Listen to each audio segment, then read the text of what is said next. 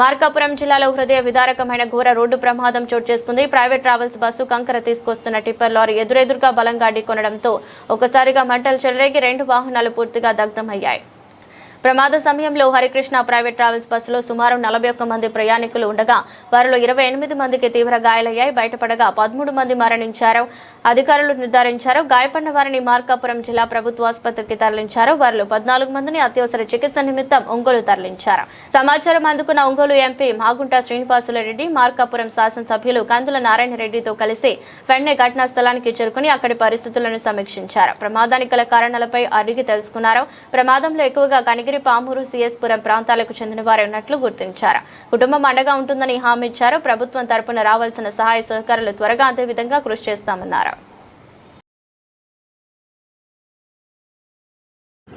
సంఘటన ఈరోజు మనం మార్కాపురం టౌన్లో చూస్తున్నాం. జగిత్యాల నుంచి ప్రైవేట్ ట్రావెల్స్ వాళ్ళు ట్రావెల్ చేస్తూ మార్కాపురం టౌన్ దాటేటప్పటికి నేరుగా లారీ టిప్పర్తో ఢీ కొట్టిన తర్వాత 13 మంది అప్పటికప్పటి స్పాట్లోనే కూడా మరణించటం, 28 మంది గాయాలతో కూడా వారు ఇతర హాస్పిటల్కి కూడా పంపించడం అనేది ఎంతో కలసి చెందవలసిన విషయము.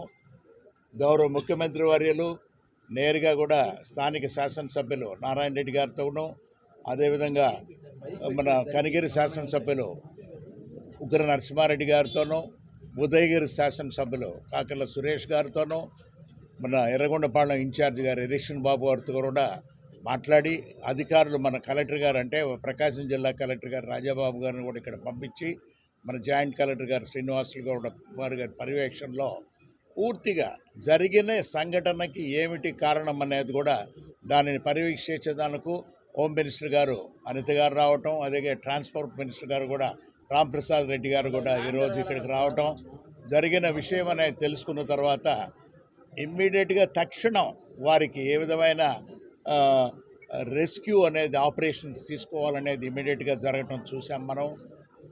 బాధితులు అనే వాళ్ళకి చాలా శోకతప్తమైన విషయం అది.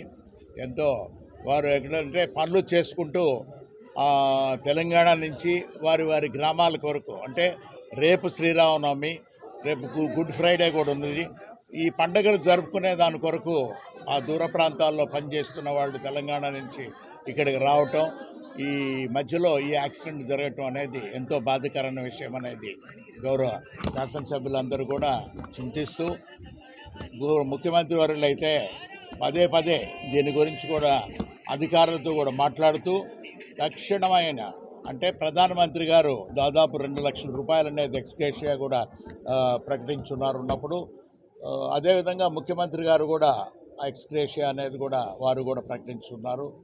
ఈ విధంగా మనం ఎన్ని బాధలు అంటే వాడికి అంటే వాడి ఇంట్లో వారి ఫ్యామిలీ మెంబర్స్ అనేది చూస్తే చాలా బాధాకరమైన విషయం ఉన్నప్పుడు ఒక్కొక్కరు అక్కడ అంటే కొందరు వారి భర్తను కూడా కోల్పోవటం, కొందరు చూస్తే పిల్లలను కోల్పోవటం అన్నీ ఎంతో బాధాకరమైన విషయం ఇది.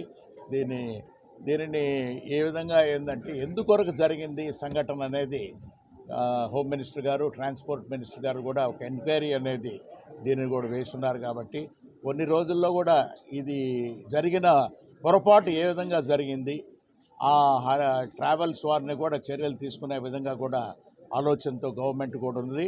ప్రత్యేకంగా చెప్పాలంటే గౌరవ ముఖ్యమంత్రి గారు చంద్రబాబు నాయుడు గారు అయితే ఎంతో బాధాసూక్తంతో ఈరోజు జరిగిన సంఘటన కలత చెంది వారు కూడా ఈ కుటుంబాలందరూ కూడా బాధితులందరికీ కూడా ఏ విధంగా ఎప్పుడైనా కూడా రాబోయే రోజుల్లో వారికి సహాయం ఉంటాము, ఎప్పుడు మేము ఈ ప్రభుత్వం వారితోనే ఉంటుంది అనేది పదే వారు చెప్తూ గౌరవ శాసనసభ్యులందరూ కూడా వారికి కూడా ఒక భరోసా ఇవ్వటం అనేది కూడా ఒక మంచి అంటే ఇది చాలా చెడ్డ విషయం జరగటం అనేది. కానీ ఈ జరిగిన విషయానికి మనం ఓదార్పు అనేది ఏదో విధంగా చేసే విధంగా కూడా ఉండేదానికి ఎటువంటి వాళ్ళ కుటుంబ సభ్యులకు కూడా చెప్పడం అనేది ఎక్కడ ఎప్పుడు ఏ ఇబ్బంది ఉన్నా కూడా తక్షణమే తెలపమని చెప్పి గౌరవ శాసనసభ్యులందరూ కూడా తెలుపుకున్నారు. ఇంకా మనం వారికి మెరుగు వైద్యం ఇచ్చేదాని కొరకు కొందరు ఇంకా ఒంగోలుకి రావటం అనేది కూడా గవర్నమెంట్ హాస్పిటల్లో ఉన్నారు. గుంటూరు గవర్నమెంట్ హాస్పిటల్లో కూడా ఈ క్షతగాత్రులందరూ కూడా అక్కడ ట్రీట్మెంట్ తీసుకుంటున్నారు. రాబోయే రోజుల్లో వాళ్ళకు కూడా ఎటువంటి మేలు జరిగే కార్యక్రమాలు ఉంటాయని ఆలోచించి ముందుకు తీసుకెళ్తాం. ఉదయం మాకు కూడా సరిగ్గా స్పందించలేదు, ఫోన్ చేస్తే అని చెప్పేసి కూడా తమ ఆవేదన వ్యక్తం చేసిన పరిస్థితి. అదే ఇప్పుడు ఆ అమ్మ